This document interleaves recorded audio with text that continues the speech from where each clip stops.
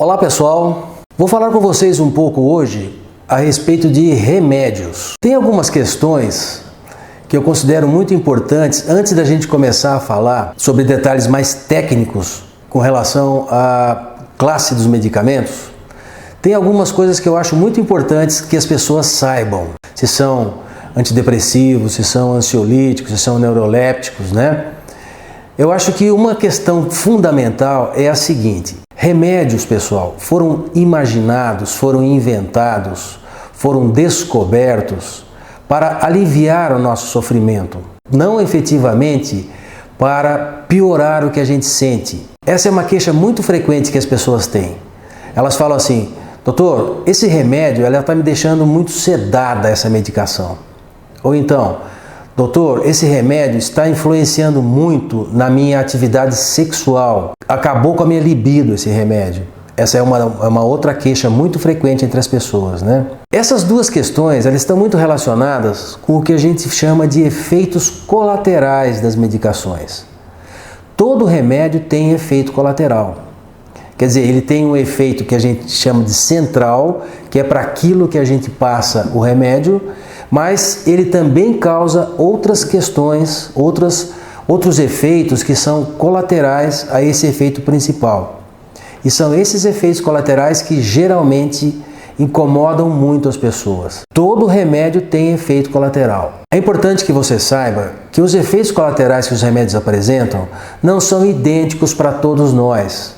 Um determinado remédio pode ser muito bom para aquela pessoa, enquanto que para essa pessoa aqui ele funciona quase como um veneno. Uma das funções de nós médicos é exatamente essa: buscar uma medicação que para aquela pessoa, para o que ela está sentindo naquele momento, ele tenha um efeito bom e não a atrapalhe. Muitas vezes as pessoas fogem dos médicos desde a primeira medicação, por exemplo, né? Quer dizer, elas já acham que o remédio falhou porque o médico passou um remédio errado, quando na verdade o que precisaria ter acontecido seria apenas um reajuste, um ajuste da dose daquela medicação. Esse fator então é muito importante. Todos os remédios têm efeito colateral e a gente vai ter que definir para você qual é o efeito colateral indesejável e como é que a gente vai lidar com esse efeito colateral. Claro que a gente vai testar essa medicação para a sua biologia. Isso não quer dizer que está errado. Isso não quer dizer que aquele remédio não serve para você. Quer dizer apenas que a gente vai ter que fazer um ajuste e a gente só vai saber como fazer esse ajuste na medida em que você nos contar, de alguma maneira, como que você está se sentindo com o remédio. Esse ponto, então, é muito importante. Um outro ponto importante a respeito de medicação é o seguinte: os remédios, de uma forma geral, eles agem no corpo inteiro da gente.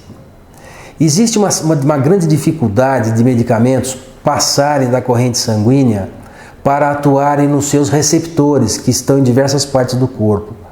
Os receptores que existem no cérebro, eles são parecidos com os receptores das outras partes do corpo.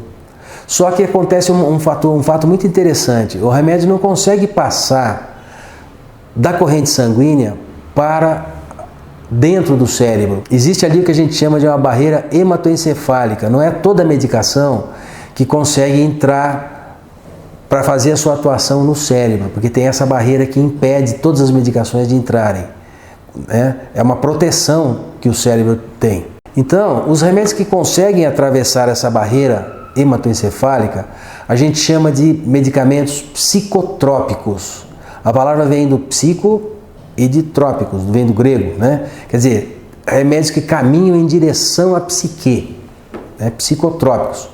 Então são todos esses remédios que as pessoas estão muito acostumadas, são os ansiolíticos. Então os remédios psicotrópicos, eles vão ter uma ação no cérebro e muitas vezes eles têm ação também em outros receptores, que não apenas os que a gente quer, por isso que eles têm esses efeitos colaterais. Uma coisa que eu acho muito importante de a gente dizer, nós médicos, é que as medicações, de uma forma geral, elas são basicamente dirigidas a sintomas.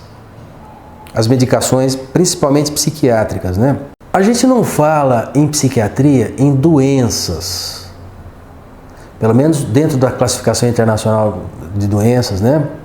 A gente vai observar que o que se fala em psiquiatria é transtorno depressivo, transtorno de ansiedade, né? Transtorno de pânico. Doença é uma entidade patológica que tem como causa um agente etiológico. Então, por exemplo, doença de Chagas. A doença de Chagas ela é chamada de doença porque tem um bichinho, Trypanosoma cruzi, que ao entrar na circulação sanguínea, depois da picada do barbeiro, ele vai provocar então, ele entra na corrente sanguínea e vai se alojar no coração. E ali ele vai começar a provocar os sintomas da doença. E por que Chagas? Porque quem descobriu foi o Carlos Chagas, um médico chamado Carlos Chagas. Então vejam que doença tem um agente etiológico que causou aquilo. Em psiquiatria, a gente fala muito em transtornos, não em doenças. Por que transtornos e não doenças?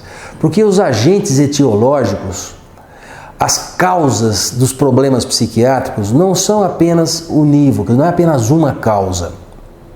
São muitas causas que contribuem para que aconteça, por exemplo, um transtorno depressivo, ou um transtorno de ansiedade, ou um transtorno de pânico. Nesse sentido, não existe apenas uma causa. Então, os remédios que a gente vai utilizar em psiquiatria não são para matar um bichinho ou um remédio que vai servir para que a pessoa se livre de uma vez de uma causa de um problema dele. Não. Os remédios que a gente vai utilizar em psiquiatria são basicamente sintomáticos. São remédios que vão fazer com que a pessoa tenha ou uma diminuição acentuada de sintomas, ou então mesmo uma debelação, um término daquele sintoma, né? Então por isso que os remédios são chamados ansiolíticos ou antidepressivos, porque eles atuam no sintoma que está incomodando a pessoa. Vejam que ele não mexe com as causas. As causas terão que ser melhor trabalhadas e elaboradas dentro de um outro contexto de tratamento que a gente chama de psicoterapia, que isso vai ser um assunto para a gente conversar em um outro momento. Acho que por hoje é isso que eu queria conversar com vocês. Muito obrigado por terem me acompanhado. Até um próximo vídeo.